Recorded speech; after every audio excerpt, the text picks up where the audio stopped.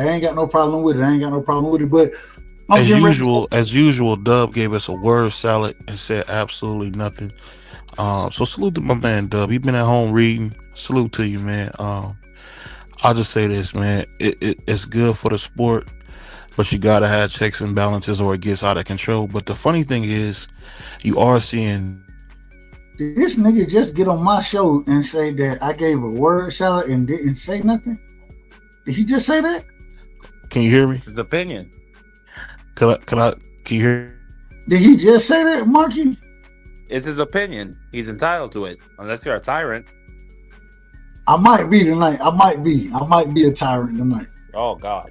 Can I be? Nah, I'm just joking. Go ahead, BBO. You go ahead. We can hear you. I'll just say, shout out to Dub because he just gave you, that's what he do what a lot of cats do, man. He just gave you a bunch of nothing, empty promises. He should be a politician.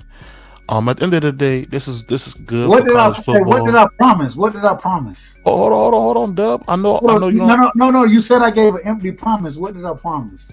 Hey, I know you're against blacks, Dub. Just answer the question. Can I speak, Dub? If you answer the question, you got it. You got it. Just answer the question. Oh, I say this. Shout out to Dub. That's my guy. Hold on, no. Answer the question. I'm trying to ask you. Keep interrupting me. No, the question. What was the question? You said you was asking, what do I think about the landscape of college football? No, that wasn't the question. Oh, what was the question then? All right, BB, go ahead. Give me your last words, man. I'll just say this, man. Salute to Dub, man. Again, like I said, gave us a beautiful word salad. Again, no cigar. But I'll just say this. In college sports, what you got is a good thing. You're seeing guys get developed more.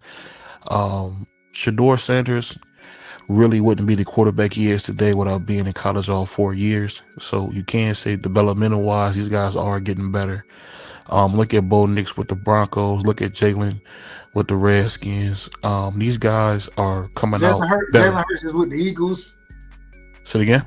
Jaden Daniels. Jaden Daniels. No, you said Jalen. I meant to say Jaden. Sorry, dang, Dub. I know. No, we on your helmet now. Oh. so hold on, real quick. Just because BB, you said the nonsense that you done said. And so now I can't speak. No. I let me go back on mute. I'm sorry. Let me go back on mute. Well, I'm glad you're showing respect for the show. It's because you're a black man, BBO. Hey, we gotta attack the black man over here. You're good to BBO. BBO, I gotta ask you this. I think it's the first time I done had you on since the election that happened. We see Trump is going back into office. I believe that you told me that I'm probably wrong about picking Trump, but at the same time, you can understand why. We got to get your thoughts on politics, man. What's your thoughts on Trump going back into office? I don't feel any way about it. At the end of the day, I'm middle to upper middle class. I mean, it's not gonna mean nothing for me. So all the belly aching and talking means nothing. I just want to see some results. It don't matter who it is because, I'm a man of faith and I believe we meant to pray for our leaders. So whether it's Trump or whether it's the cricket from Pinocchio, I'm praying for him. I'm praying for his family. I'm praying for. I don't know. Was that me? Did he break up? You didn't hear him? I heard him. Well, Dub don't want me to talk. You want me to finish or no, Dub? No, you said you praying for it, and then I didn't hear nothing you said after praying for it. No, I said, when it comes to Trump, I'm praying for him. I'm praying for his family, and I'm praying that he's successful. At the end of the day, in my Bible, we told to pray for our leaders. So I'm praying for him, man. I want to give Trump a big shout out. If I have a Mississippi State, they're going to be there to bring him into the White House, their marching band, and that's huge for me. We all know about the black marching bands, and to have one of the legendary groups like Mississippi State come in there, that means the world. So I appreciate the president. And like I said, I'm praying for him, man. That's all I can say. I ain't mad at it. BB, real quick, I heard a lot of individual on the left criticize Mississippi State marching band. Correct me if I'm wrong. What break that? Say the name of that school one more time for me. Mississippi State. Oh, I think it was Mississippi State something. No, it's Mississippi State. Okay. So I heard a lot of people criticize them for going and accepting the invitation. Do you think they should have accepted it? Do you think they should go out and to perform? What's your thoughts on that? We're talking about performing for the president. Why not? Why wouldn't you want to honor like that? Like I said, we got to kind of get past the minor things. At the end of the day, for the next 4 years, we got the orange man. So there's nothing to do. America got just what it wanted, and there's nothing we can say. All we can do is support him, man, at this point. I'm not one of those guys who gonna do all that belly aching. I mean, I'll see him in 4 years, and he's 78, oldest man to ever be brought into office. We'll see how long he lives or whatever, because you wouldn't guarantee 70 years. So we'll see how long he lives, man. It's just that simple. I'm a little different. I don't really have any animosity towards Trump. I think for any coons who say something bad about that, you a clown. Why wouldn't you want a black school to get that opportunity? That's clowns talk. I love the fact that Trump thought about Mississippi State. He could have had anybody in the world. He said Mississippi State. So shout out to Mississippi State and anybody who said it. If you're hearing this, DubRight side says you're a jigaboo. So yeah. I didn't say that. I ain't saying that about nobody. Hey, everybody got the right to their opinion. They probably I ain't got no problem. You could, matter of fact, I invite disagreement. Marky, go ahead. Yeah, no, I think nobody really cares. The hatred or the vitriol towards Trump that I saw in 2020 or 2016, it has completely subsided. It is nowhere near the level it was. Donald Trump had a rally in Madison Square Garden, and there was almost no protest outside.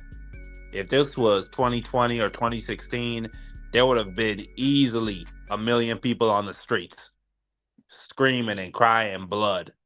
So, yeah, I don't really get all the chagrin. He's the president. The people picked him. He won the popular vote, something that they used to delegitimize him for a long time. Yeah, he's the people's president. So I don't really get the big deal.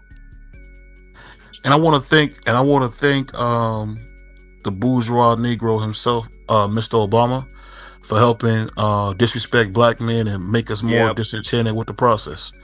Thank you. I appreciate you, sir. Hey, real quick, BBL, can I ask, if you wouldn't mind, a lot of people may not know what the bourgeoisie is. When you say the bourgeoisie President Obama, what do you mean by that? I believe I know what you mean, but for the people who don't. For me, I mean those people who tend to, and a lot of us experience this as blacks who are coming up. It's those blacks a little bit older than us who kind of feel like because their kids didn't do certain things that they got a right to look down on us because they feel like we don't belong. I've never seen a name brand politician like Obama who really has the kind of love and cachet to do so much good. He's always late to the party. I don't know if he's too busy doing movies or what the case may be. But I think just what he did, with Kamala was bad. I mean, let's call it what it is, man. The whole process of continuing to prosecute Trump and all these frivolous lawsuits, like he the first guy to buy a piece of tail. I mean, ask Marky Dan, he probably tell all the time. That's not no big deal.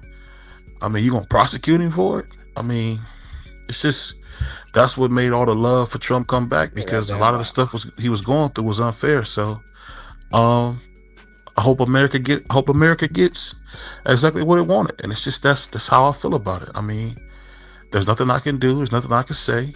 All I can say is that I'm supporting him and we moving forward. You know what I mean? That's all we can do. It seems. Go ahead, Marky, real quick. Oh, okay. it seemed like the scholar, BVO, he had some smoke with you. I don't know if he want to address it, but it seemed like he and BVO. Correct me if I'm wrong. You know, and I think my brother Marky knows as well. Y'all know I've been rocking with Trump for a minute. We ain't always agreed on the topic, have we? Not at all. But we ain't have to agree, but we can still have a conversation, could we not? Absolutely. Would you say, and last question, then no, we got you, Mark. I'm coming to you next. Would you say that we a panel? This is according to my brother, the scholar. This is according to my brother, the scholar. Obama disappointed me. Hold on, real quick, Marky. Hold on, I got you, Marky. I got you. The scholar said, "Is this an open panel or a MAGA center?" Well, you always got the bourgeois need. I don't know if Dub and BVO can hear me. I can hear you. We can hear you. Go ahead. Hey, Scholar, hit the link. Hit the link, Scholar. You know you welcome. Man, Marky got to get his shit together. He got the damn the mid what it is, the Bahamian shit going on. Respectfully, I think the thing that we got to do though, Dub, especially as brothers, man, we got to be able to speak to each other and not be disrespectful. We got to speak to each other with some love and care. And you know, like I know, it's plenty of things that we don't agree on, especially on the Trump issue. But the fact is, you my brother. What is me disrespecting my brother gonna do? You know what I mean? I don't think we ever had to disrespect each other to have a conversation. But real quick, I believe I got my brother in the back, man. And correct me if I'm wrong. I believe I got my brother the scholar in the back. You know the scholar, when he get up this motherfucker, Mr. Polymath, he not pulling no damn punches. He gonna shoot it straight from the goddamn the chin. You know what I'm saying? So, Scholar, welcome to the panel, my brother. Give me your opening statements. Is that you? That's me. All right, that's what I thought. Go ahead, Scholar. Give me your opening statements. First off, Asiatic black man, you got any pound cakes to sell today, brother? Oh Lord, he done came with Asiatic black man. hey, salute to my man, the FDA, Mr. FDA. Salute, man. Man, we're leaving that in 2024. Foundationally Black Americans. Okay. So that's what I want to say. So we got the Asiatic versus the foundational blacks? Nah. Ain't no versus. It's just foundational blacks, man. They ain't get no. They give you the title with no menu, man. So I'm gonna wait till they get the menu and the manual together, and then I might join back with the FBAs. I was just gonna say we might all be the same, the Asiatic and the foundational blacks. Maybe the same people. I don't know. I'm just saying they may be. Yeah, it's the same. It's the same. But what I was gonna say is, damn man, what is this MAGA? What is this? The MAGA panel? I turned in. All I heard was we won the popular vote. God damn, man. I got the sense that Republicans are sore winners. And the reason I say that is because now the work is to be done. Like when Barack Obama won, I remember black people lining up crying and shit and doing all this stuff. When Barack Obama won, it was like, okay, it's time to go to work. We was on the verge of a recession. All the voting and all that stuff has been done. It's time to go to work. But this is the same thing that I've been preaching that we need to be doing with Trump. Absolutely. The government need to go to work. The second thing is we need to be holding him accountable for the things that he's saying. Oh, wait a minute. Hold on. I apologize. Y'all know I stopped myself in the middle just to do things the right way. And we got one of the greats, man.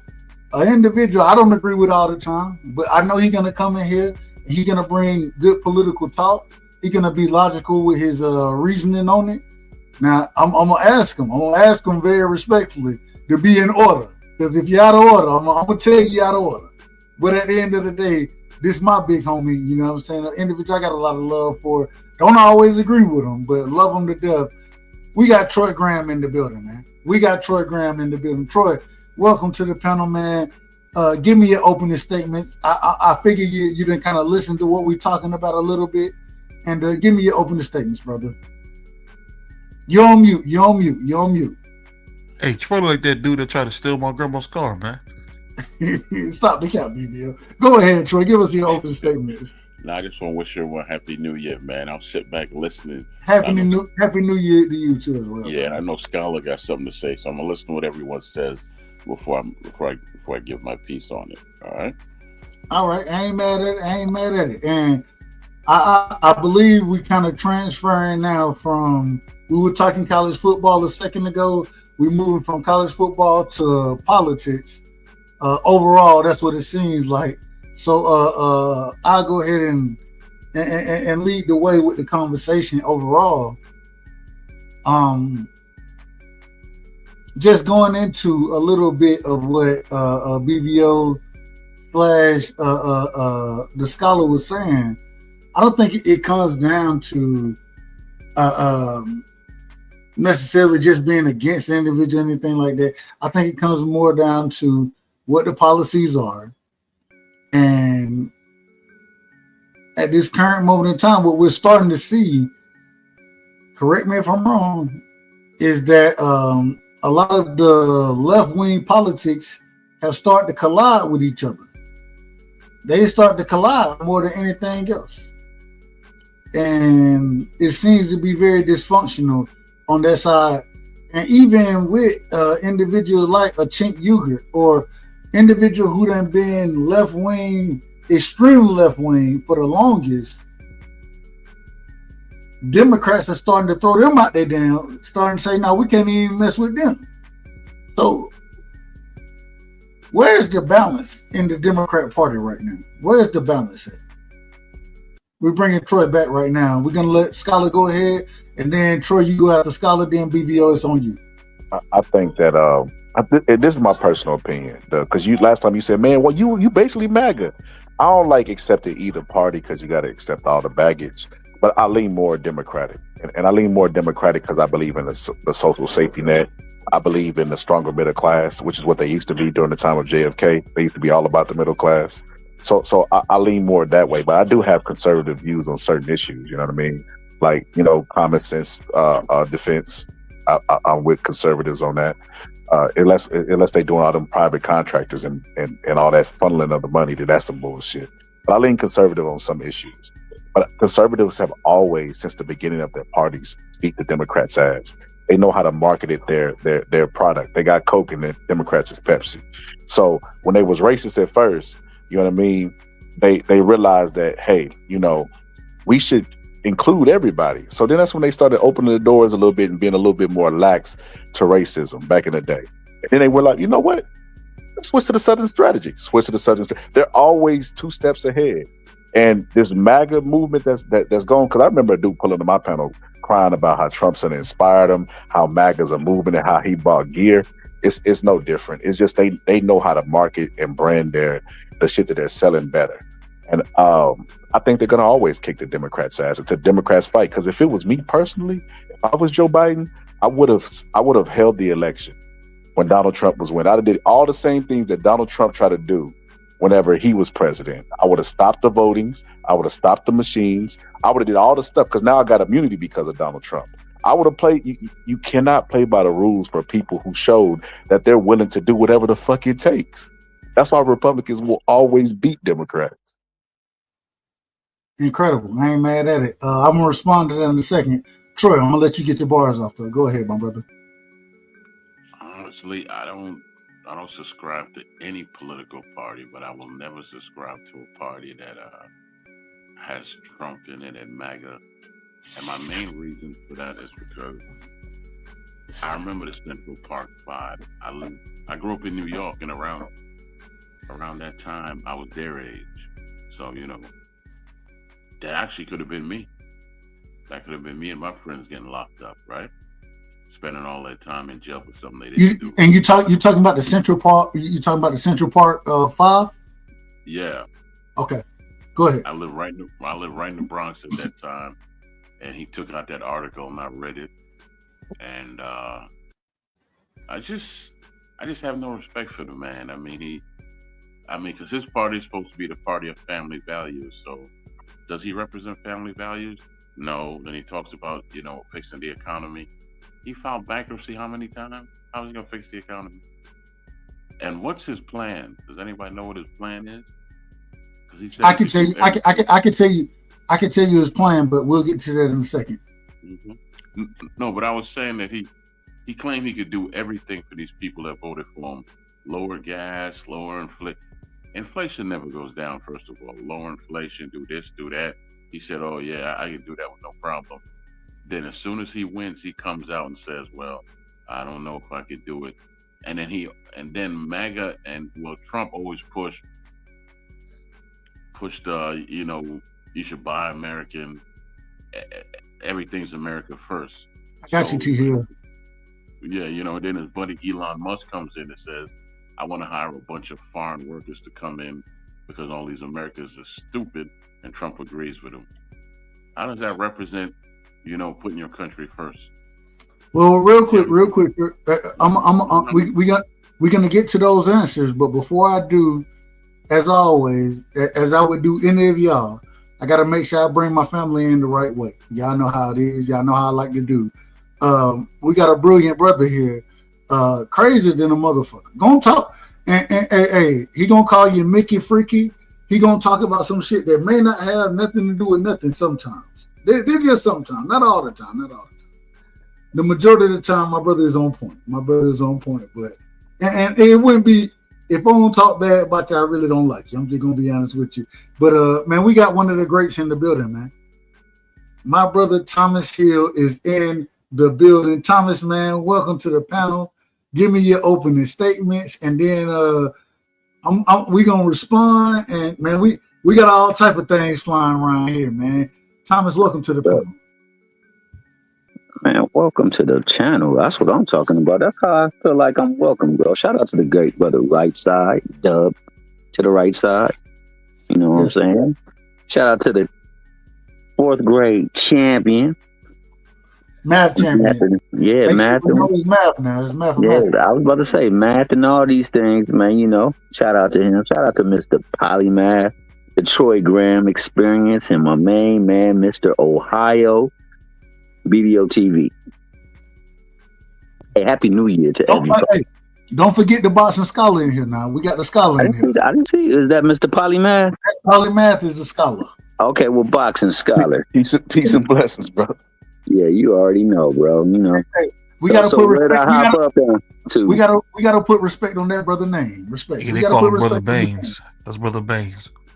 Oh, he's saying you a 2-bit hustler, bro? See this brother over to the left, man. I swear to God, dog. Man, look, brand new year, and he over here doing the old new game. He's still playing the old clip. We just putting respect on everybody's name, man. That's all we doing. We putting respect on the individual because he's a wise individual. So, for sure. We're putting respect on their name. So, if you don't know who they are, I'm gonna tell you who they is. That's it. Yeah, that's what I'm talking about.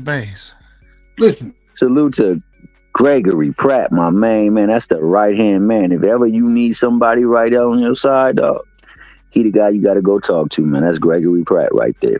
I'm gonna have to break down what Troy and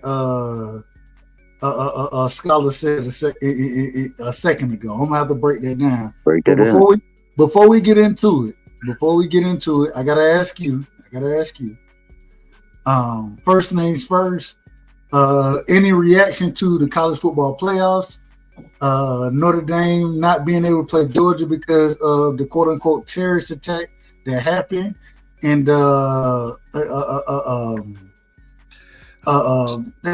Bourbon Street, and then anything Trump wise that you want to talk about, and then I'm gonna put you back on topic. But I got to get your opening words from the beginning. Well, from the beginning, man, if we're talking about that massacre that happened over there in Louisiana, man, that's a bad thing. I don't understand what would make or compel somebody to hop up in cars, see a bunch of people and start to take aim on them, man. We not playing Crazy Taxi.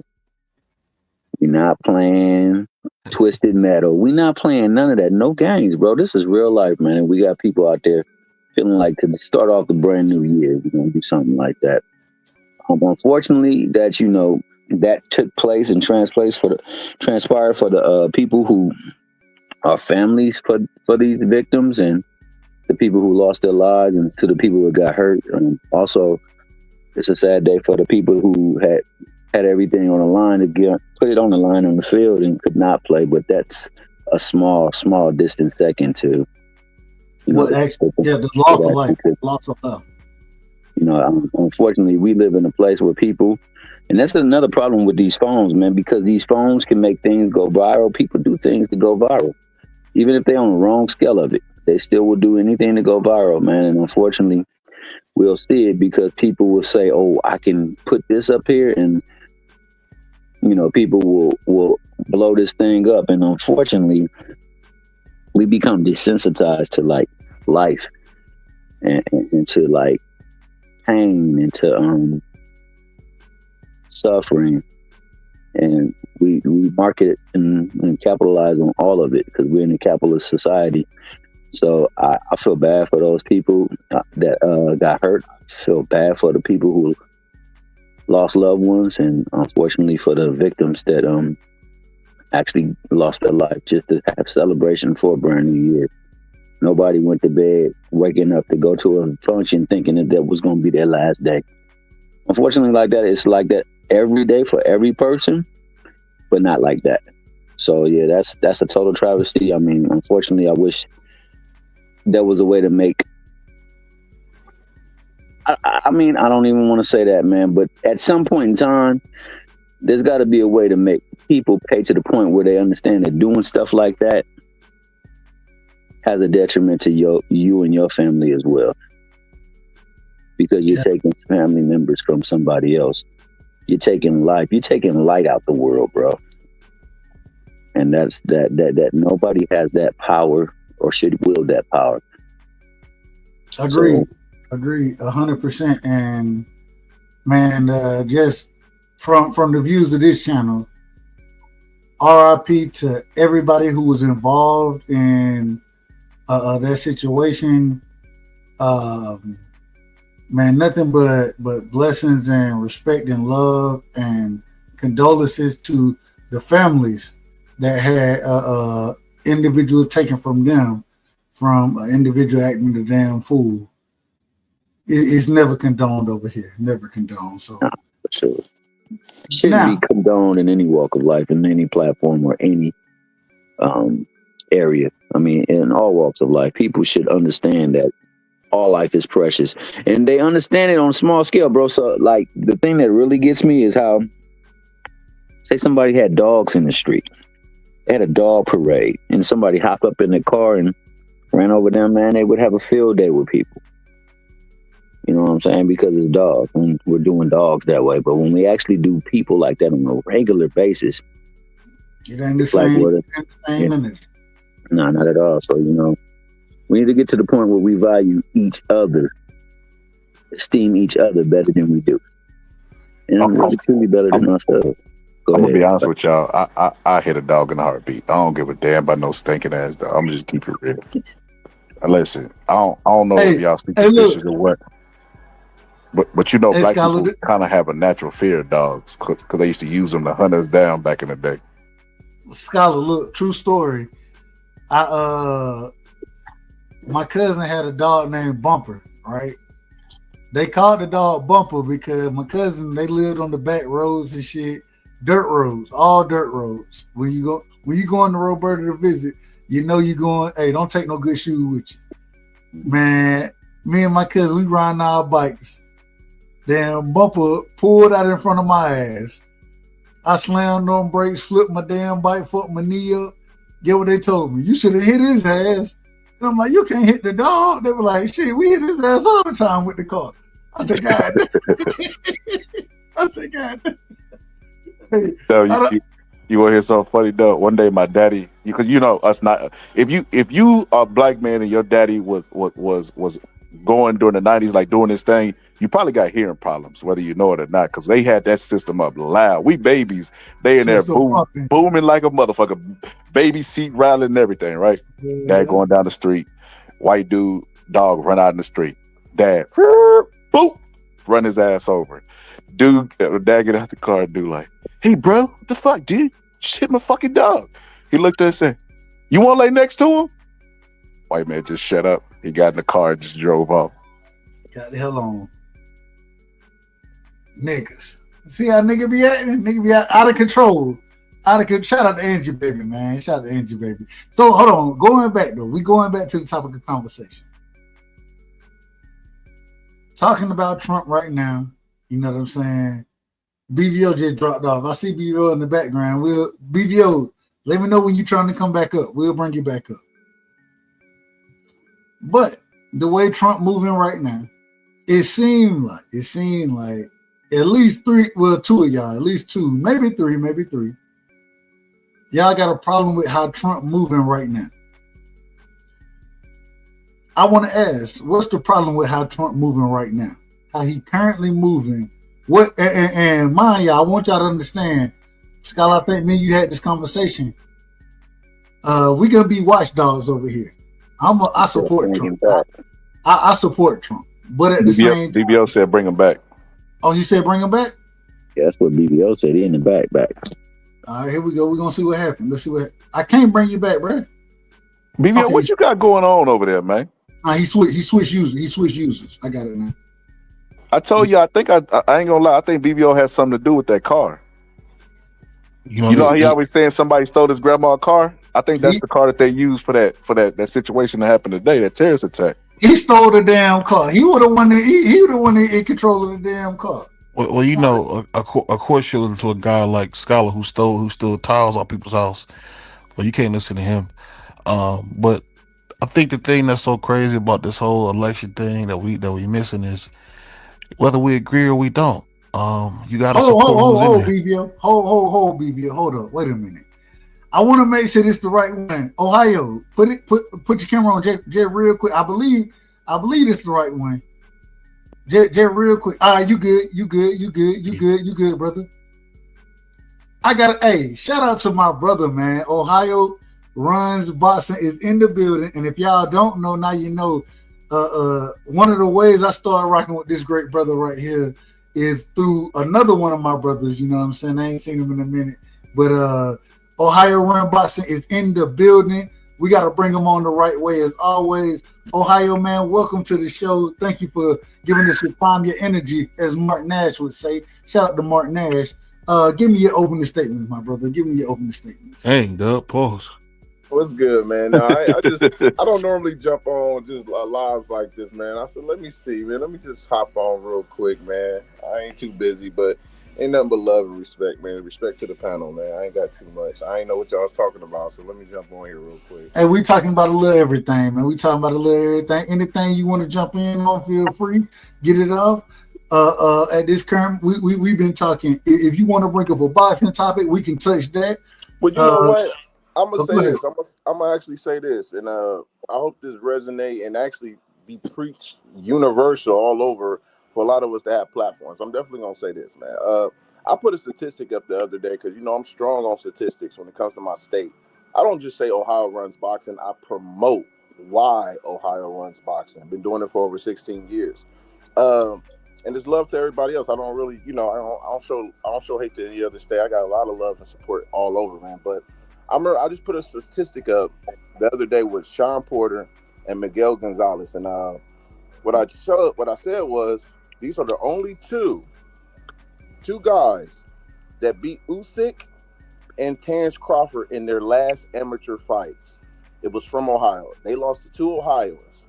Was their last Ohio fights, and I remember a lot of people were saying that was the amateurs. That don't mean nothing. And to me, amateurs and pros are different. But what I want to make clear, it's disrespectful to sit there and say these amateur wins don't mean nothing, because when they were in the amateurs, it meant everything. Even to the point you become an Olympian if you win in the amateurs. So I think we have to be very careful when we try to downplay amateur wins because they are in the pros. Do I think these guys can beat them now? Absolutely not. Sean Porter lost to Terrence Crawford in the pros. It's different when you become a pro. But what I don't like is people trying to paint this narrative that it's amateurs. It don't mean nothing. And majority of them who say that have never boxed before. Not saying all, but I see a lot of who say that try to downplay accomplishments in the amateurs. It means a lot when you beat somebody who becomes something in the pros. I don't care if you work at McDonald's. You're going to always mention you beat Mickey Bay or Tevin Farmer in the amateurs. It's not the same sport, though. Real quick. And not the same sport. I'm about to pass this along for everybody to respond to. Yeah. But my thing, so I would say something to the effect of I played Kevin Durant and Todd Lawson, you know what I'm saying, in AAU, right? Mm-hmm. I played against both of them. In that game, I had 32, and we lost. I had 32 with 8 rebounds, 7 assists, a couple blocks, you know what I'm saying? I played well in that game. Does that mean that I should be in the damn league? No, see, that's an assumption. I think you make an assumption now because nobody said you need to be in the league. We talking about something you accomplished. But because I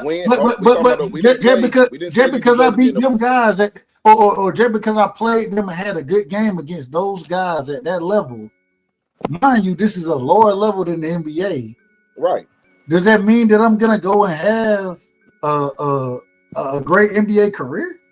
No, see, is that what you get? Is that what you get out of that? Because that seemed like you adding to what? No. My whole point of saying that is that just because you did something in the amateurs, I'm gonna give you credit for what you did in the amateurs. And like you said, a lot of what you do in the amateurs depends on, and it can put you on that quote unquote that level to fight in the Olympics or to fight at those higher levels as far as amateur boxing goes. Absolutely. At the same time, that don't mean shit in the actual ring in the professional sport of boxing.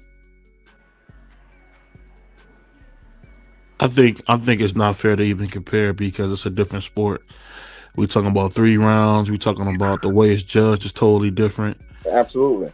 But I get what you're saying. It is an accomplishment, but it really has no bearing on what you could be, because what I hear, and I'm sure you hear the same thing, a lot of these young amateurs, they kind of get upset because when they get to the pros, it's so different. Yeah. They almost feel like when you are amateur, you lose the. I guess what my man told me was Sharif Onay said when you in the amateurs, you. Hold on, BVO, you cut out. You cut out, BVO. You cut out. BVO, get close to the McDonald's so you can get the good Wi-Fi. Hold on. I understand my man Scott over there free basing, but let me finish what I'm saying. Free basing is wild, bro. He said free basing. Yeah, that's wild, bro. You don't burn yourself with that either, man. Be careful. But I'll say this. I think the reason I say that is because my man Sharif Onay said it. He said when you fighting in the amateurs, it almost encourages you to kind of do that pity pat punching and not really, knock a brother out because you don't really get the same kind of scoring. So I get what you're saying, but in no way, shape, or form are the amateurs any indication of what you're going to be as a pro. Yeah. That's not what I was saying when it came to what they did in the amateurs. That's for sure. That's why I want people to understand. They don't know how to. They don't know how to change. They don't know how to decide. Dissect the two. Amateur is totally different from amateurs, but amateurs do help you get signed to big promotional companies. You can't just say one thing doesn't mean nothing, but this one does. And here's another thing: pros do it all the time. If amateur wins don't mean nothing, why do pros use it as a promotional tool when they say I beat him in the amateurs? Now I know you beating him in the amateurs don't mean you can beat him in the pros. Kelly Pavitt beat Jermaine Taylor. Jermaine Taylor beat Kelly in the pro amateurs. But they use it all the time. But you have to use it. You have to use it. And I get it. But the reason, like you asked the question, why would they use it? The reason is because that's their resume. The same way in any other profession, if I go and work for a company, even though I'm not the head individual at that company, right? I'm gonna mark my resume as far as what I did at that company. So when I move forward, as far as my other jobs go, I can say, well, I have experience doing this. This is what the amateurs are for. The thing is though, I still say that because and even in that situation, it's a tad bit different because an individual, they're gonna look at my resume and be like, okay, well, you're qualified to do this at this company. This is what you're qualified to do. You're not qualified to run the company. You're not qualified to be the head of the company. You're not qualified to be at the upper echelon of the company because you did this. Hence the reason I say it should be the same with amateurs. You're not just because you perform well in amateurs, I give you credit for that. And because I'm giving you credit for it, then we may put you on the fast track. Same way, if I go to college and I end up with a master's degree and everybody else that I'm competing with a job for, they end up with a bachelor's degree, they're going to be like, okay, he got a master's. So it's the same thing. Okay, you mastered that piece of it, but just because I got a master's degree don't mean they could have put me in here that or put me over somebody that has 30 years of experience doing the damn job. Matter of fact, even with a master's, they don't have no master's. I'm gonna come in and I gotta learn from them. So it's the same thing with boxing. Well, let me ask you this, Ohio's Run Boxing, because you in a state like me. Can you tell everybody about Abdullah Mason's little brother, man? Which one? Ishmael. Ishmael? Yeah. He's good, man. He's definitely good. I think he's better than Abdullah Mason. Everybody say that. Come on and keep it real. No, he's special. He is special. I just my thing is looking at them doing the pad work. I pay attention to pad work and hearing the pop. He hasn't got that man strength yet, so he's still going. He has the skill set. He definitely does. My thing is more with him is just starting to get him on the consistency, being more active. I don't know what dad is doing when it comes to this year. I know they're supposed to be fighting in Cleveland, and I think that's going to be dope for Top Rank to have all 5 brothers fight on the undercard. I think that's going to be different if they ever, if they're able to pull that off. I don't think that's ever been done before. 5 brothers fighting on a card in Ohio. They will be. I think it's going to be in the second quarter where they have Abdullah because he's fighting in February. On the February 15th card. He's fighting on that card. But I think that's going to be he's special, but he's very, very skillful. He don't get a lot of attention. You got to be from this neck of the woods to really look at him because he doesn't get that much attention. I didn't post him plenty of time. Just like all of them in general before they actually start getting a lot of recognition. Come on, man, take the gloves off, man. Tell him about that nigga Ishmael. He about to put us on the map. Hold on, man. but he ain't hold on. Bro ain't number what, 16? Yeah, he like 16, 17. He said he got a lot of growing, man. And he's going in the right direction. You know what I mean? He's going in the right direction. But me personally, I've been doing this for so long, man. I started to notice certain pressure that I put on these kids that's not getting that much recognition. I think it can help them, but also sometimes it be too much, man. I done came to fights. I wear the biggest hat in the arena, man. I done sat ringside, and I realized I was a distraction to some of them, man, because they look up to me so heavily. So I was like, damn, man. I had an incident I can share with you guys. I had an incident that happened in Columbus. James Buster Douglas was the trainer, and this fighter was so excited to see me, and meet me. And the first thing he said, he came and shook my hand. He said, "Bro, I'm gonna show you Ohio Run Boxing." Da da da da. And he's just his energy is so lit, And I was like, okay, man. I'm shaking his hand. First time meeting him, it was great. And he gets in the ring, and he's fighting this guy that's from Zanesville, Ohio. Now he looks like he's Pee Wee Herman. I'm giving y'all a description. He's a white boy, but he looks like he's Pee Wee Herman. He looks exactly like Pee Wee Herman. He's small. You think he about to get toe up in this ring. He's fighting the black kid. I beat him to death. Man, that white boy, the first time he knocked him down, he didn't look at Buster Douglas. You know who he looked at? He looked at me. He looked at me like he was so ashamed that he was in this position and in front of him. And I don't even like sitting ringside no more because of that. And I was like, dude, just get back up and fight. He was lost. He didn't even know how to recover from that. A boy beat him badly. He never recovered from that. So to me, some of these kids ain't used to the bright lights, or even some people talking about them. Some of them like being low key. So it's a good thing that I got a platform and I do what I do. But sometimes they don't like it. Sometimes you want to hear a funny story, man? Nah, hold up, BBO, because No, let me say. Hold on. Let me say it. No. Don't get no story. Don't get no story right now. No, let me say this real quick. We'll come back to your story. It's about I know, but it's gonna take too long. No, it's not. It's a 2-second story. It's a 2-second story. Anyway, so you know that that the Masons are from St. Clair, right? So them are the same little kids I used to throw water balloons at. It's amazing how you never know who's gonna become who, man. I remember I used to be selling water, and I remember, we drive by hitting with water balloons with ice cold water in it, hitting with 10 seconds past the 2-second story. BBO turned this into an Ohio Runs panel session. God damn, BBO. God damn, right? So BBO, let's get back to the amateur stuff. I want to cook never on been that. around them boys. Look, the amateur stuff.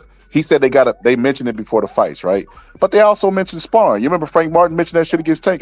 How good did that do him against Tank? Like professionals is a whole different ball game. It's a reason why in the amateurs people don't duck nobody, and in the pros they navigate themselves away. That's a lie. It's a reason that loss means a lot. To cut you off. That's a lie. They do not. They do duck. They do duck, my friend. They duck a lot. I don't know how much amateur boxing you watch, but I'm in the background. You watch zero, man. They duck a lot. So, but go ahead, you can continue. But they do duck a lot. Now, I want to jump in here, but go ahead, Scholar. Finish up, then I'll jump on. Go ahead, Troy. Go ahead, Troy. It's all on you, man. Yeah, because I was gonna say, you all know the comedian Tommy Davidson, right? Yeah. Okay, he used to box. He was an amateur boxer. And you know who we beat in the amateurs? Who that? Vinny, brother from Baltimore. Oh man, you even know. Simon Brown. Huh? I say you said who? Vinny, what's the brother name from Baltimore? Vinny Testaverde? Simon Brown. Bro, that's a quarterback. You talking about Pezzi Anderson? No, man. Brother from Baltimore. Anyway, this dude went on to be a champion and everything, right? A world champion. Who did? Vinny did? Yeah. And he's a known fighter too. I just forgot his name. His name is probably not Vinny. I'm just having a memory fart right now. But he fought Terry Norris also, and Terry Norris whooped his behind. But he knocked out Simon Brown and left him punching on the canvas. You don't remember that? Yeah. What's his name? I know exactly who you're talking about. Tommy Davidson actually beat him in the amateurs. Did y'all know that? I mean, I'll just say this, Tommy man. Davidson could come now and beat him now, huh? I mean, boxing is so different in the amateurs, man. It's not even the same type of sport. Vinny Petway? So different sport. Petway? Petway. That's it. Petway. But I will say this: there are certain things you can still see that some of these fighters struggle on when they do become a pro. I remember watching Earl Spence in the amateurs, and he struggled with the guy from Argentina who had some of the best street work I've ever seen in my freaking life. I forgot his darn name. He ended up never turning pro. He won 2 gold medals. He was a beast, but his feet work was so crazy. And I knew that Earl would have trouble with guys that use the ring a lot. I didn't see him when they go pros. It's always about matchmaking too. Sometimes they know where you're vulnerable at, so they put guys in front of you that's not going to give a lot of lateral movement. So therefore, you never know what they actually have a flaw in, especially if you're a fan. Most fans don't even look at your flaws; they only look at what you do great. Now, Ohio, hold on, Ohio. Let me ask you this. Mm-hmm. With you saying that, right? And I agree with you, especially when you become a pro. As far as the matchmaking piece that you brought up, I agree with that. Mm-hmm. I think right now, Abdullah, him and his family, respectfully, they were some of the best with Top Rank, some of the best matchmaking they can have. Absolutely. So when we look at him versus even now, and once again, the young man is still at the beginning of his career. You know what I'm saying? I don't believe when he's truly champion, I don't think a lot of these guys are going to be there for him to be fighting me personally, but that's a whole nother story. My thing is this. from what they've done with Abdullah Mason, how much do we truly know as far as how Top Rank has matchmaking? What do we truly know about them? That's a good question, but here's the thing: you have to look at all the prospects coming up. Don't just look at Abdullah. See, when you look at Abdullah, we see an offensive. Also, his offense is so unbelievable that he makes himself just separate himself from the class that he's in the ring with. Now we have an Olympian who got cut from Top Rank, a silver medalist who was from Cincinnati, Duke Reagan. You're telling me that him and Abdullah is the same? No, I'm not saying that. No. But the point, I'm getting to your point though. When you say how do we know about Abdullah, all you got to do is look at other prospects. They have to be able to make the fighters look like nobodies. He's able to do that. And when you look at matchmaking, Top Rank put him in there with a puncher. And I heard people was trying to make fun of the guy. I'm like, no, he's a puncher. 80% KO ratio. He put him in there with a puncher. And to me, he passed the test because I wanted to see how he would do if he did get touched. He went down twice and got back up and finished his opponent. That shows a lot of heart and determination to get back in there and finish your opponent when you get dropped twice. So let me ask: do you think Top Rank is matching somebody like Shushu Carrington? Yeah. Are they matching him easier than they matching Abdullah right now? I gotta go. Yeah, no. I don't say they matching him easier. Carrington got a nice. He didn't have fought some decent competition. It's just like I said. I don't think Carrington is more offensive than Abdullah. I don't think he's more offensive, and he might not be able to crack as much as harder as Abdullah too. So I mean, sometimes that plays a big part in it too. It's how you look. It's really how you look. Every boxer that comes into the pros, it's going to be matched up easily. But the problem is they don't know how to separate themselves. I just gave you an example. I'm from Ohio. I see these guys. Duke Reagan wasn't separating himself from the competition that he was favored heavily. I can give you many more. Montana signed with Matchroom.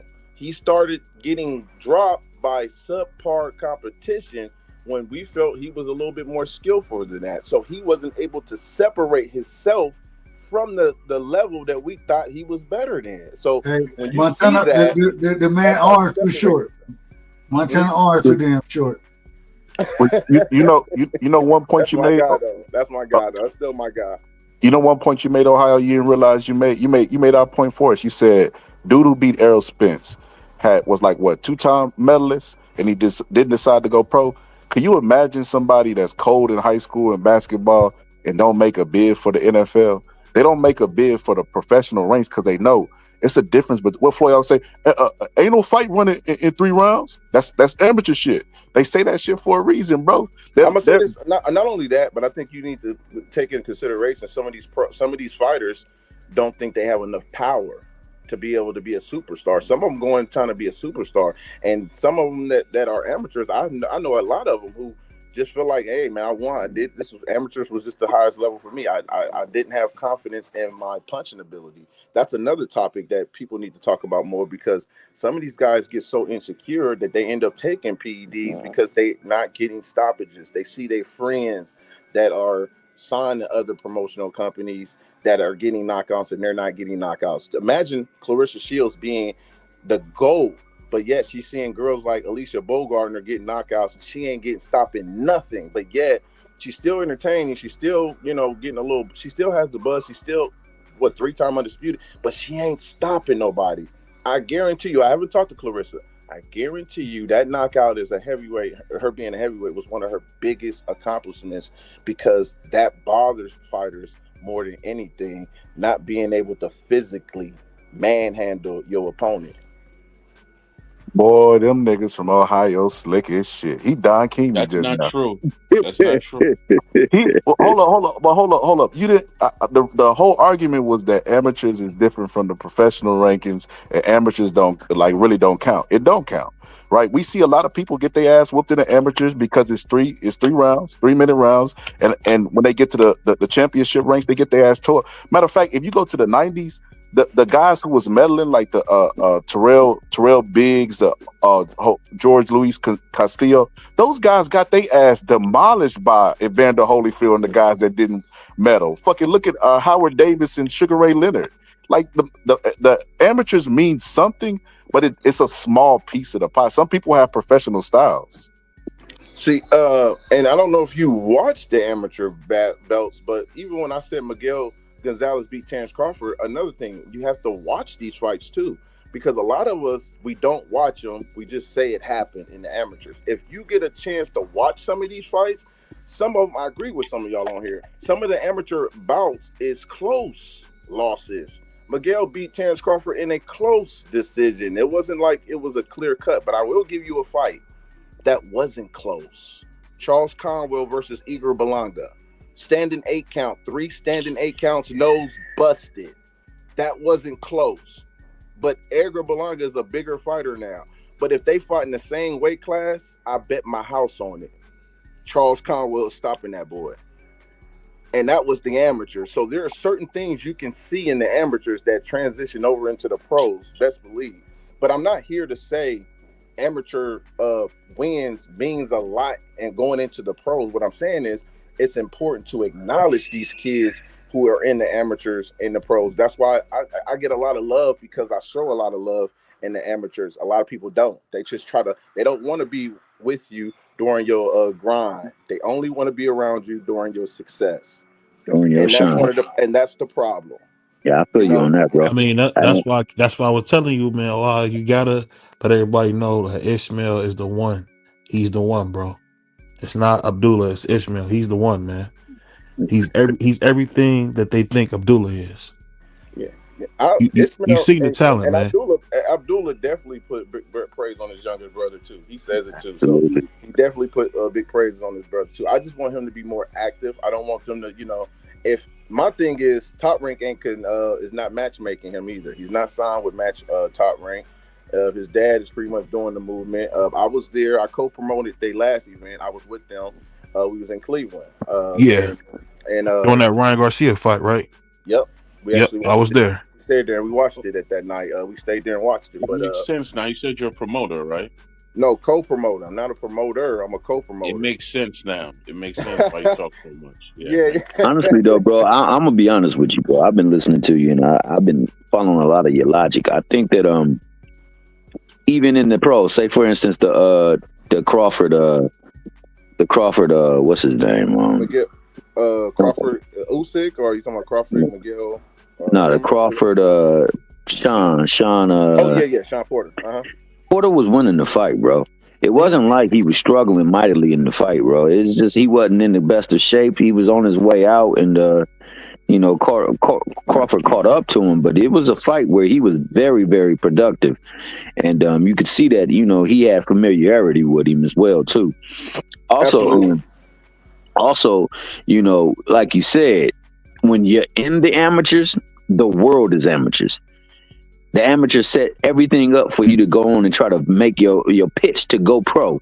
Try to find a way to, like, pretty much what these influencers do. You influence somebody to come and try to put you on their roster so that you can go on and get to bigger and better things. Also, I wanted to ask you about what you think Abdullah needs to work on most, because I thought it was very impressive. I thought the opponent was a very good test, and he pressed him like a really good test should do, and he got up and he responded like a champ that's in line and weight. So what do you think, seeing the fight and what he's been through, what do you think he needs to work heavily on? I'm gonna say this right now off the rip, watching him, over aggressiveness. He needs to be more patient, because he's over aggressive sometimes, especially when you're fighting a guy who can punch. I think he learned from it, because he's looking at who the guy is. He's got a little mohawk in the back of his head. That don't mean shit. I'm just about to walk this dude down. And no, you get a rude awakening. I'm from Ohio. We got a guy named, which is my cousin, Darnell Boone, who made a name knocking out niggas, and he had over 20 losses. And yeah, he did. And it does. So I get this. A lot of people underestimate guys who who got a big KO ratio, but they ain't nobody. Who is this guy from Toledo, or who is this guy from Texas with 21-0 with 19 KOs? Well, he ain't fought nobody. I don't give a damn what you say. If he's knocking out 19 guys, he can punch, obviously. Now, that's one thing I think when it comes to Abdullah. He has to be careful when he's facing punchers to not engage so fast, because that can be that can catch him. He wants his get back so bad, and I think he has to be patient. Gamboa was a guy that wanted to get back. We see what happened to Gamboa. Mm. Hey, also, I want to piggyback off of that because two things in particular, and then after that, I'll be quiet again, bro. Two things. First and foremost, responding to what you just said about Abdullah and one of his traits that might not be good. After the fight, my man Shakur approached him and virtually said the same exact thing that you said, but just differently. He posed it to him differently, but told him that these what? No, I'm listening. I said, wow, I didn't know. I was gonna say, he told him that everybody is dangerous in rounds 1 through 3. Everybody has the ability to be a superstar on the night. 1 through 3, so don't go in there rushing for nothing. You know what I'm saying? Take your time, get to feel them out, set things up, change speeds on them so that they're not getting used to what you do. And then after round 4, you start putting together what you really actually got in your bag and what you're working out for him.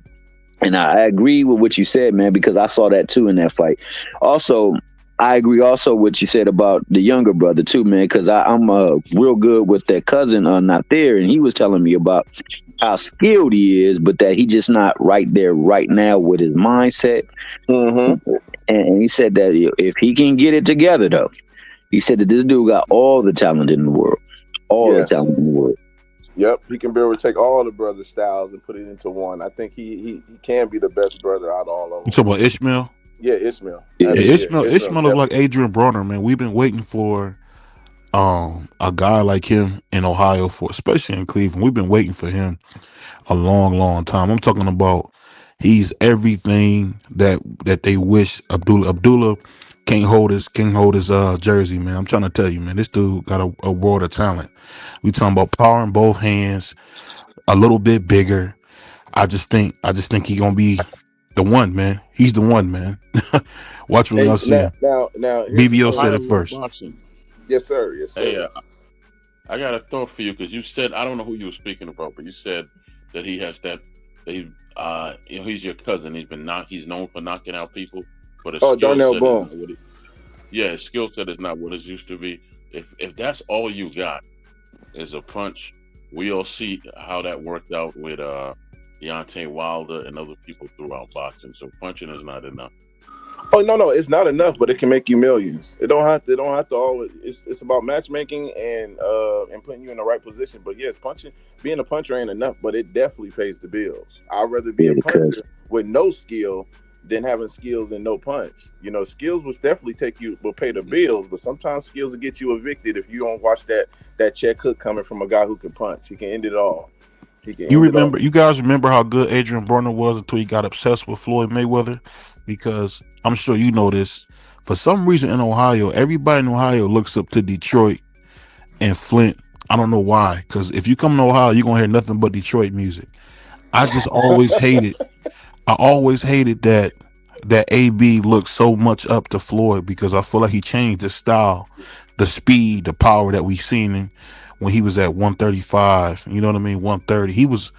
I feel like he fell in love with Floyd and it changed his whole style for the worse. That's what I mean when I say that. I might have to disagree with you on this one, bro. I don't think so. I think, matter of fact, he looked up to Floyd, but he didn't move like Floyd. I felt like he was always a counter, a pop shot type of guy, even before he moved up to 147. I've been watching Broner since he became Broner, and he had a controversy loss in his 9th pro fight that no one talks about. The problem with Broner is he's going to get outworked. He depended on his power way too much. And when he lost to he almost had Ponce de Leon. I don't want to mess his name up. Ponce de Leon. Yeah, I remember. God, that was a close fight. So when I hear people talk about Marcos Madonna, I'm like, before Marcos, we had some problem. But when he went up that power didn't carry as much, and that was the problem. He was always getting outworked. He just but this is the problem, and I do think because one of the things he tried to take from Floyd, like you said earlier, one of the things that he had his most success with, not necessarily his power, it was his accuracy. It was him being able to set shit up. You know what I'm saying? Well, when he went to the Floyd style, he stopped. One of his best attributes is that he could let his hands go early in his career. When he tried to go and be like Floyd and stop letting his hands go, try to be more defensive. Well, he was defensive without a response. Yeah, for sure. And what ended up happening is when you end up being defensive without a response, what happened? You just start letting they let their hands go against your ass, and they got a better chance of landing some shit. And hey, Dub, I look at it differently. Not to cut you off, I look at it differently. I think Broner had power at 135, and what happens is when you fighting a guy that got power, you go into a high guard. You start to let him let his hands go. He was letting his hands go against guys who was afraid of his damn power. When you go up and that power don't carry, guess what? There are more volume punches coming your way, my friend. But not if you utilize your skill set. And this is the thing.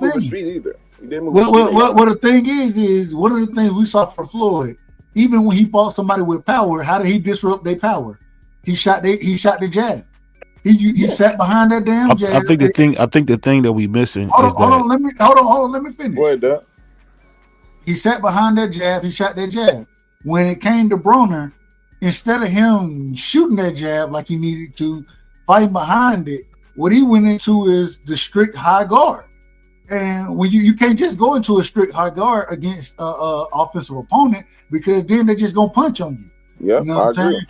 So that in my personal opinion, I think that he tried to adapt Mayweather's style, but the things that he was missing were the things that Mayweather learned from the beginning. Fighting behind the jab. One of the greatest attributes that Mayweather ever had was the way he fought behind his jab. He can utilize the jab at every range, at every distance, and be in control of the fight by utilizing it, even in close range. So go ahead. I'm gonna say this, Doug. I'm gonna say this back to what Bevo was talking about. Bevo was talking about him looking up to Floyd. He did look up to Floyd, but one thing he didn't do is take how Floyd moved in boxing. He didn't adopt to that, and I appreciate that because he fought everybody. When he was the A side putting asses in the seat, he wasn't asking about your numbers, what you do on pay-per-view. Broner fought every freaking body, and I appreciate that about him. And I also said this: if he was the promoter of Tank Davis would not be moving like Floyd. Tank Davis would be moving like Adrian Broner, and that's a fact. And I gotta tell you this, Ohio. Hey, I don't agree with a lot that individuals say about Broner, but everything you just said right there, all facts. If Tank was moving like AB moved, we'll see it. I think Tank would have much more respect in the sport than he have right now. Absolutely.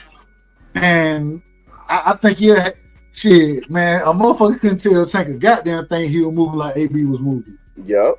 It's tough though. It's tough to really give a good gauge on AB because for me being where he's from in Cincinnati, like I know, don't nobody go there.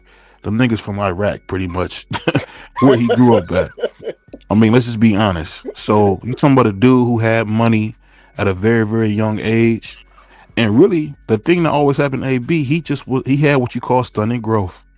He got around Floyd, got too complacent. He actually let Floyd take Tank from him. That should have never happened. But AB being AB, because you got to remember he had Easter Bunny. He had a couple cats. Yeah, but I think he wasn't. That's not true. He was more like an Oscar De La Hoya with a Tank Davis. He couldn't really push Tank. Floyd had the bigger market and platform to really push him, bro. I think that was good to put him under that TMT brand, bro. Because that. But you remember we seen Tank early on when he was wearing AB's chains. You remember that? Yeah. That's early on. That's not true that Floyd took him though from AB. I don't mean literally took him. I don't mean literally took him. Hold on. Let Troy rock. No, no, AB said it out of his own mouth. He didn't have anything set up. He didn't have a promotion company set up. He had it by word of mouth, but it wasn't on paper anywhere, which is why he let him go with Floyd. It's not that he took him. He just did the best for his friend, which is to let him go to someone who could actually, push him and groom him and actually put him out there in the world. Which is good though. I said which was good though, Troy, because when you think about it, Floyd Mayweather is like the Michael Jordan of boxing when it comes to finding talent. For some odd reason, he had all these guys in the gym, and you got Ashley Thurpayne signed as TMT, and I ain't gonna go on with the list of them, but it was like, come on, bro. I like what's the name, Kamel coming up, but yeah, for the most part, Floyd just was getting duds after duds when it comes to finding talent, and the ones he was under him, he was letting them go. And they was doing better leaving them. So that was just unfortunate when it came to TNT. Because he's self-involved. He focuses on him mainly, Floyd. His favorite word is I. It's hard to do it while you're fighting. That's the thing people don't understand. It's hard to do that while you're fighting. Another thing too, in conjunction with what you two just said, I heard that it was also his either his cousin or his nephew that was making a lot of bad decisions with the fighters and the direction in which he was moving them, because they wasn't getting touched by Floyd, because like you said, Floyd was still fighting and worried about I or me. So he had his kinfolk doing it, and I think his kinfolk wasn't giving him the proper attention, and he wasn't being absolute honest and full disclosure with him, and he was telling some stuff that he would go back on later on. What I was told. Floyd is from Grand Rapids, man. Them niggas in Detroit has always been shiesty, so it's not. Yeah, this is BBO, bro. BBO got no filter, bro. You off the hook, man. You gonna make it hard for me to travel to Detroit, bro. Man, what I mean, but you know what I mean. I'm talking about how they move. Come on, man. We could talk about the countless stories that we hear about what Detroit has done, Ohio, how Ohio dudes went from Ohio, went to Flint. We know how it go, man. I'm just saying. No, I got you. I'm just saying, from knowing the history, you know the history. Yeah. Floyd has always been selfish. Tank is just the first time he actually moved himself out the way because he seen Tank as a son. Mm-hmm. That's the only reason why we seen him do what he did. He looked at Tank as a son. Remember when Tank would fight like he about to pass out? Because he really loved Tank. That's the only reason why he got the love Bottle Jack didn't get. Jaleel Hackett was with him. What's the guy? Richard Hitchens was with him. Lysandra, she was. So many people was with him, but Tank was the first guy that hit that heart, and he said, I love him like a son, and he made him the biggest dude in the world. Let's just call it what it is. I mean, Floyd is very selfish, man. He had Gamboa. He heard 50. He had Gamboa. He had was it Anthony Durrell? He had Anthony Durrell. Floyd is at the who's who. Yes, he has of fighters under him. He just it's all about Floyd. No, you're absolutely right. He's selfish. I was telling people if Detroit was fighting somebody from Ohio, and it's an Ohio versus Michigan type thing, Floyd would come out in Ohio State gear and say, I'm my own man. He would come out and say, I'm my own man. I do what I want to do. He would wear Ohio State purposely just to try to rub people the wrong way instead of just repping where he's from. Like, dude, why are you trying to seek all this attention, bro? Floyd. Hey, he like my man on Stomp the Yard. Worse. He worse. Knucklehead. Worse. Knucklehead. He worse. Because you got to remember, I ain't repping nothing. I'm just me. You got to remember how Floyd moves, where Floyd talks to people bad. I mean, it's just what it is, man. Go on the rock out, Troy. No. I didn't mean to cut you off, brother. Go and finish your statement, and then I'll come in after you. Oh no, go ahead, because we're gonna have my man Ohio on Thursday, man. So I'll talk to him then. Well, actually, like it's a two-part thing. I'm from the DMV. Well, back in the day, like say 89, 90s, and I get it. Y'all run boxing in the amateurs. But back in the DMV, we have legends. There was a Sugar Ray that came out, and then in the 70s. I'm talking about in the 80s and 90s, man. Oh, Yeah, Sugar Ray, yeah, he mentored a cat by the name of Simon Brown, right? Uh-huh. yeah. Simon Brown was followed by Maurice Blocker. Then of course the next generation came with Joppy, Sean Bay, Andrew Council, and a whole lot of Keith Holmes, a whole lot of others. So y'all might rule the amateurs, but on my side of the street, we make legends. That's all I gotta say. Hey, Y'all need to talk to your football team about ruling something, because y'all ain't winning nothing in the NFL. Well, let me say this real quick. I like how you threw that in there. And thank you for the Browns. I like how you threw that in there. And you said we run amateur. When I came up, here's the thing, man. Let me enlighten y'all on this. When I said Ohio run boxing, I wasn't just talking about our boxers either. I was talking about us in general. Everything that we touch involved in boxing. Let me enlighten you on this. Everything from promoters, Al Heyman, Don King, Jake Paul. We come in and change the dynamics of boxing. We change the whole game. We write the checks. So I don't care what fighters you got from Texas. When they come, they have to sign. Al Heyman was signing the checks, Mr. Earl Spence. Al Heyman was signing the check, Charlos. When it comes, who's the biggest fight in history? When you look at the biggest fights in history, Don King was a part of it, and Al Heyman was a part of it. When you go to the boxers, strongest puncher of all time, hardest puncher of all time, Ernie Shavers will be mentioned. You don't have to like Ohio, but his name will be mentioned. Biggest upset in boxing history, Buster Douglas over Tyson, whether you like it or not. 3-time Olympian Rasheed Warren, and there'll never be another one like him to do it in America.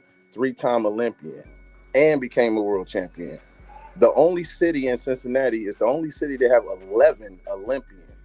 So I can give you statistics from out this world when it comes to defending our state against anybody. But I also will say this: I'm not a fool. Texas got a rich history. DC. We can go to Florida. They got some Atlanta or Georgia, the whole state of Georgia. I know the history with these guys to be able to back my stuff up. So it's a lot of great states that can proudly, be proud of where they from. So I just wanted to say that. Yeah, but you name all these great people from Ohio, and you didn't name the greatest fighter, the greatest fighter to come out of your state. Who you talking about, Edric Charles? Ezra Charles, who Ezra Charles was friends with James Toney's trainer, and James Toney praises Ezra Charles for a lot of his style. Mm-hmm. So I don't understand how you didn't bring up Ezra Charles, bro. Well, I'm sorry that I was giving you so many accolades breaking down that I missed Edric Charles. I mean, you even had the nerve to bring up Jake Paul. No, but Jake Paul doing big things though. What I mean by that, you see how he changed the game. You can sit there and say what you want, but the guy he changed the game, and not only did he do that, but he came back and gave back to Ohio. When I felt certain other fighters, when they was on that pedestal, should have came back and did some of the things he did. He came back and had a pay-per-view. When Sean Porter, hold on, Troy, and I'll let you come in. When Sean Porter had a good fight with Earl Spence, his stock went up because of his performance. I felt he should have came back to Akron or Cleveland and fought Jotacito Lopez. I talked to Kenny about that. That was the great. But no, they fight Famela from Germany in Cali. Like, what?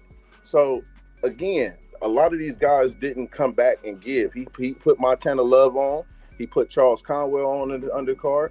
He was feeding the fighters from our state. So when I see stuff like that, can't nobody tell me nothing about Jake, especially coming into the gyms, giving out free gear all around Ohio.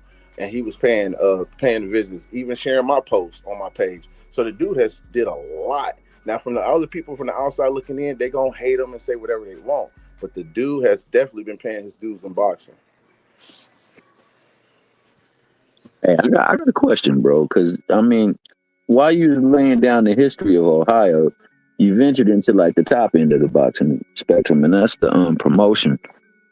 You said, why did I mention the history? No. I said I said as you were mentioning the history of Ohio, you ventured into the top end of the boxing scale, and that's the promotional thing. And I like to touch on, since you got a close relationship, and I'm pretty sure you've actually had various conversations and dealings with him too, man. A lot of times people, and I don't understand it, especially our people, we denigrate that brother Al Heyman and what he has done for boxing and what he continued to do for boxing in his current standing in boxing.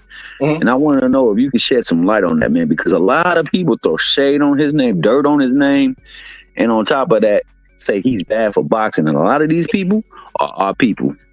Absolutely. You know, Thomas, that's a very, very good question. And but I'm gonna say this though, because one thing people like about me and why I'm so like when people have conversations with me, I can take criticism. I can criticize people I rock with too. Has Al Heyman done a lot of great things? Yes. Has he done some things where I scratch my head? Absolutely. The problem I have with other people is they just tried to make it like this man was a cancer the first time he came in. He's been a cancer. He ain't been positive. He's just, just the destruction of boxing. Most of that comes from racism and people who just hate him. He came in and changed the pay rate. And there were some things where I felt like it did backfire. But at the beginning, when he did come in, he did change the game, man. These fighters were getting paid great money. And people don't want to, I point out a lot of things they don't look at. DAZN turned into a pay-per-view because of Al Heyman and the PBC model. When Canelo left and had that fight with Caleb Plant, he told people publicly that, oh, Al Heyman was great. It was good over there. He treated me good. That was the start of the negotiations with DAZN and Matchroom. And that's when they came with the pay-per-view model. When they was trying to tell people that was dead, Al Heyman turned DAZN into a pay-per-view model. So again, when you got a lot of people who hate the man, they don't even see the positive effect that he didn't already did. You know what I mean? But again, I'm all open to when some people criticize him on certain things, fighters being inactive. I'm against a lot of that. So I definitely think he did a lot of great things. Don King too. I think Don King did a lot of great things in boxing. But they did have some flaws where we cannot ignore. So that's one thing about me. I don't sit there and just ride the pine blindly. You know what I mean? But at the same time, I stick to code. There are certain things I might not speak on publicly, but I do see the problems. So I will say that. Absolutely. So given this year, because he's been inactive this year. Yeah. A lot of it is because he had to give attention to his mother and to his own health. Do you have any kind of? You can tell that Al Heyman hasn't been really involved by the way things are going. I can say that, and this is a lot of people didn't know this. Certain people know this. That I know the Heymans because my aunt used to date his brother Bobby. My aunt was in the pageant in Akron, Ohio. That's where she's from, and my dad stays there now. But yeah, I used to see Bobby Heyman all the time, and I didn't know. Here's the thing: my aunt was a mistress, so Bobby was seeing her at night. So he could see Bobby, and she was traveling, seeing tours, MC Hammer and stuff. She was like the night woman, but I guess. But anyway, Al Heyman has not been. You can tell he has not been involved with the PBC model and people that's taking over, man. And my main concern is when I'm talking to fighters, like you said, I got a strong following, man, and a lot of guys I talk to from the state, Robert Easter and them guys, you can tell something was going on back there, man. You could tell something was going on behind the scenes with their pay. The pay started getting cut, and my thing was, it was just being realistic. I think Al Heyman, I don't know if y'all remember this. Y'all do remember this, I'm saying. Y'all remember when he was having those pay-per-views with Chris, what was his name? Charles Martin versus Luis Ortiz. Areola against Andy Ruiz. You remember these pay-per-views, right, Thomas? Yeah, I remember. Okay, and people couldn't understand why in the heck is he police these are not pay-per-views. They were absolutely right. It wasn't hating. They was not pay-per-views. And what I had to tell him, I said, what he's doing, I seen him about to go into the red in his business. So what happens is he's pulling these pay-per-views off to let these guys know he is actually negotiating with these fighters. And what he's doing is he's showing them, you ain't what I've been paying you. Now I'm gonna put you on pay-per-view and watch how much numbers you get. Look at your numbers when these pay-per-view get done. Now look how much I've been paying you over these amount of years, and look what you have produced from this amount of years. So With that being said, I'm gonna cut you this check. You don't like it, where you gonna go? Top ranked Matchroom? They ain't gonna even put you on pay-per-view. I didn't showed you enough that I could have the power to put you on pay-per-view when you ain't even worth being on pay-per-view, let alone. So it was more of a negotiation tactic for his fighters at that time, if y'all understand where I'm coming from. Yeah, I follow. You see what I'm saying? To let them know how much he was paying them. And some of them didn't like it. Adrian Broner was one reaching out on it. I remember Broner saying I'm taking cut. He didn't. Robert Easter getting cut. A lot of them was getting cut. But again, this was a model. If they wasn't making money for the company, eventually that was going to be a crumbling situation. And that's not Al Heyman is not the only one. I seen this with Thriller. We seen it with Black Prime. DAZN ran through billions of dollars in the first six years under Eddie Hearn. So when you just dishing out money and you're not getting no revenue and no money in return, eventually it's gonna come to an end, you know. And you got to start being more smart with the money. You know what I mean? So, and that's what happens. That's exactly what happens. Yeah, no doubt. But I think Al Heyman always is he's a slick guy. He's smart. He always finds some type of way. And it's similar to Don King. So once you think Don King is done, he got another 2 fighters that's in the top 4. And you like, where in the hell did Don King come back? And he got a ranked fighter. I mean, they never seems to get out the game when you think it's over, man. Or you think it's just go crumble. It's just, it's kind of crazy when you think of it that way. Yeah, shout out Don King. Huh? Nah, I was like, shout out Don King, man. Yeah. I remember great things, but you said you personally. Go ahead. What'd you say, Thomas? You were finishing your point. You said me personally. I didn't mean to cut you off. Oh yeah, but no, I was just talking about this how they able to still strive, man. It's a dope thing to see. Don King, I've always said that he changed the game too. He did a lot of things, and one thing when it comes to race, I don't always like using race. I'm not a guy that play victim all the damn time, and but I definitely see the writing on the wall when they did the Don.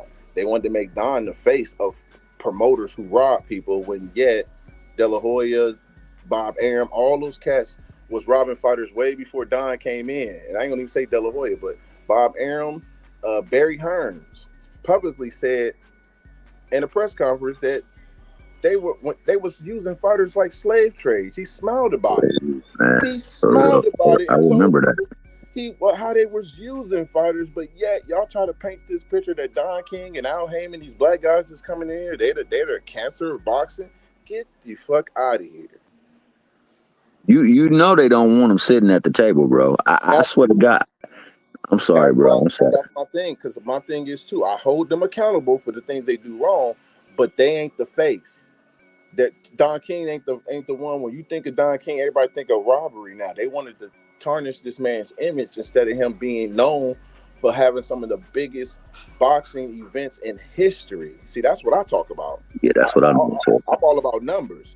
I'm all about numbers. When he going with the Africa, wasn't nobody thinking about having no events in Africa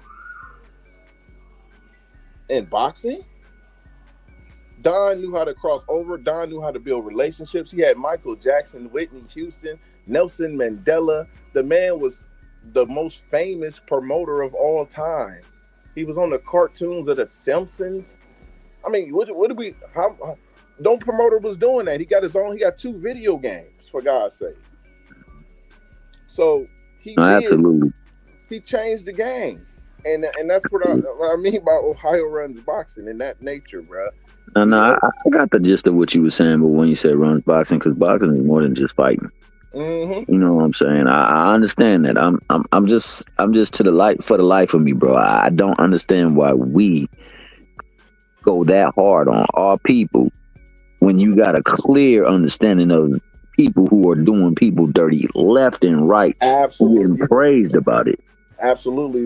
And one thing, and Thomas, that's a good topic to talk about, because we always gonna go against our own, man. I already knew, even when I started this Ohio Run Boxing, I was gonna have some people that was gonna come in my neck that's from my neck of the woods, man, and it's kind of crazy, you know what I'm saying? Why do you prosecute your own people? It's crazy, because even when I see people that I rock with, I don't even put them out in the blast when I know they're doing something wrong. And I'm talking about in the boxing world that I mess with. I'm like, ugh, I ain't gonna say nothing on this one. You know what I'm saying? Maybe somebody else on the West Coast, I might say something. But when it's people that I rock with, especially Detroit, and people that I really have a good relationship with, bro, I stick to code. It's nothing wrong with sticking to code. Nothing wrong with sticking to code. But from when it comes to our people, it is, man. I don't know why. But anybody who have a conversation with me would see that I'm a likable person. I'm a very knowledgeable person when it comes to this boxing stuff, man. And I support a lot of people, bro. So that's just what it means. I ain't trying to tear you down and lift myself up. I'm not one of those type of guys. Now, I gotta say this. I can't always agree with sticking to code. I agree with it the majority of the time, but I can't always agree with it. At the same time, when it comes to boxing, if we're gonna ask these questions of black fighters, we need to be asking the same questions of every other race.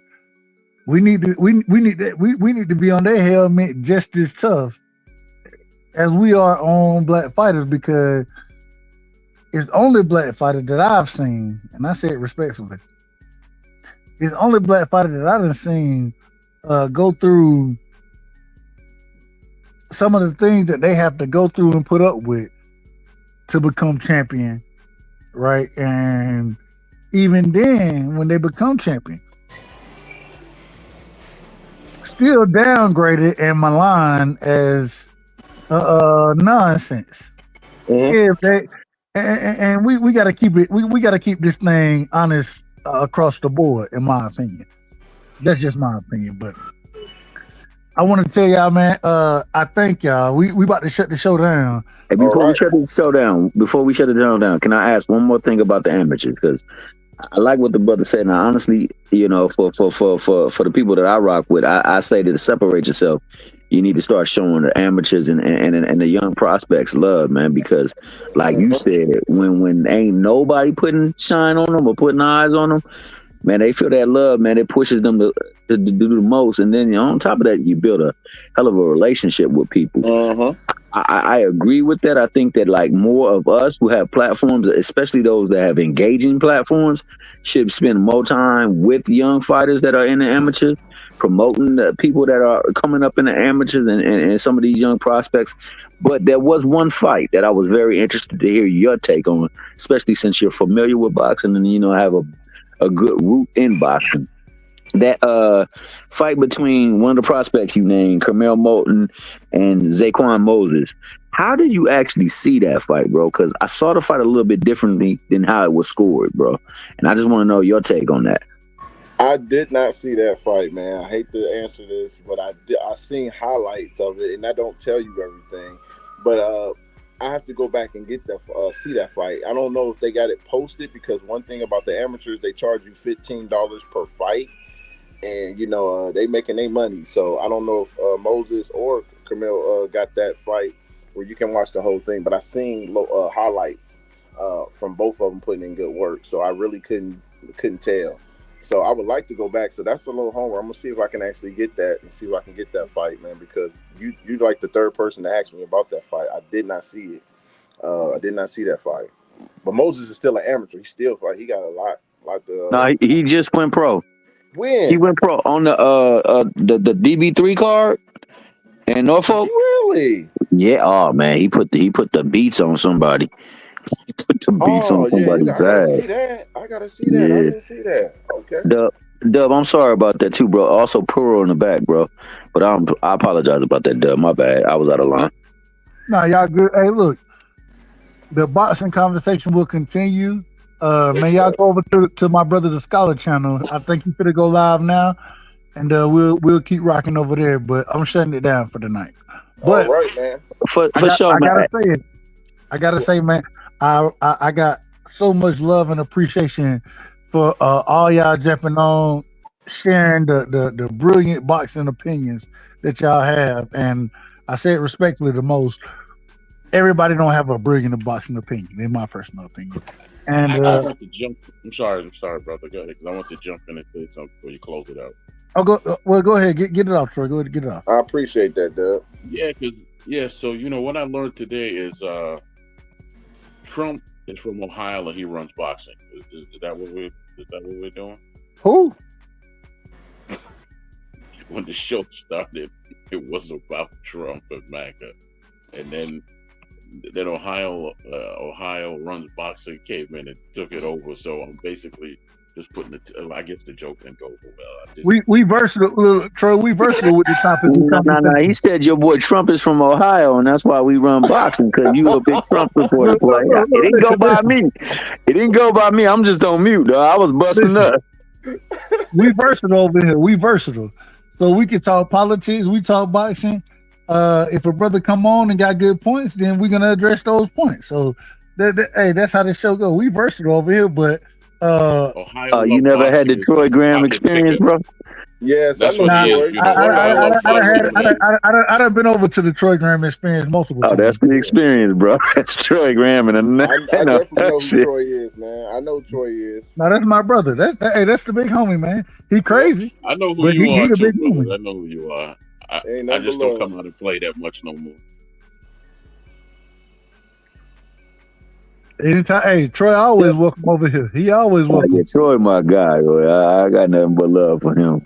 I love people that also have varying opinions, man. But I do want to shout out Ohio Runs Boxing, man. I appreciate you always, Dub. It's nothing but respect, and that's Mr. Respectfully right there. I know my boy Piro is in the back, want to get up and say something, but Piro, I ain't got the control, bro. So you know what I'm saying. Shout out to you, Happy New Year. Hey, shout out to all my good brothers. Nothing but much love. Yeah, I said that, bro. I don't see him. I don't see him. Oh, he probably got off at that doc. Also, Thomas Hill, who was the first man to win titles in 6 different weight classes? The first man? Ooh, yeah.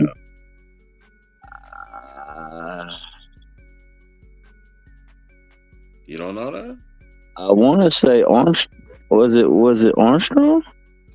It's the man you have on your profile as your profile. Oh yeah, it is Tommy Hearns. You're right. You absolutely right. And I'm gonna tell you why, because somebody's gonna come and argue with Sugar Ray Leonard.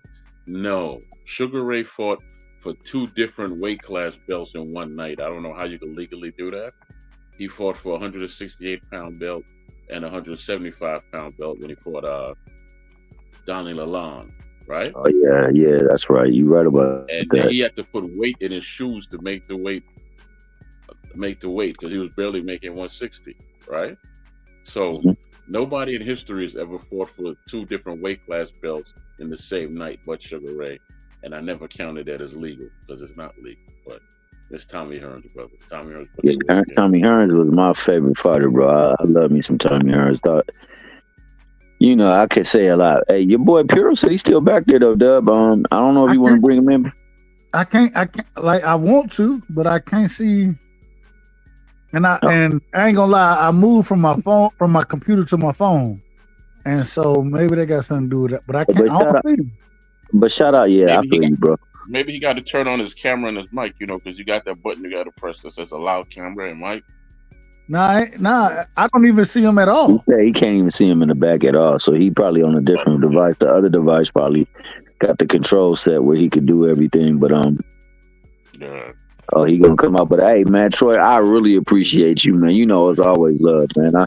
I enjoy a lot of the stuff that you say, even when it's in point of contention to what I say, bro, because the way you deliver it, man, and the knowledge that you have. But honestly, bro, all I really, really want to see in regards to boxing is that we somehow level the playing field where we can get more fights made. I think right now we're going through that transition where they're trying to find a way to be ingenuitive in how they pay and yet still get these fights out there. So hopefully they can do something so we can see the fights, because that's all I really want to do, man. Because back when I came up as a child, fights were happening, and they were happening often.